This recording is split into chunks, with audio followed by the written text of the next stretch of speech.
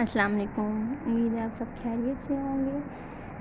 چلیں جلدی سے مجھے بتائیں، کیا آپ نے کبھی کچرے میں سے کچھ کھایا ہے؟ بالکل نہیں کھایا ہوگا، لیکن افسوس کی بات یہ ہے کہ ہمارے معاشرے میں کچھ ایسے لوگ ہیں جو کھانا افورڈ نہیں کر سکتے، اس وجہ سے ان بیچاروں کو کچرے میں کچھ اچھا جو ہم کھا رہے ہوتے ہیں اور ہم نے کھا کے پھینک دیا ہوتا ہے، آدھا کھایا پھینک دیا، ایک سیب کھایا چکی کاٹی اور پھینک دیا، تو وہ لوگ اس کو کھاتے ہیں۔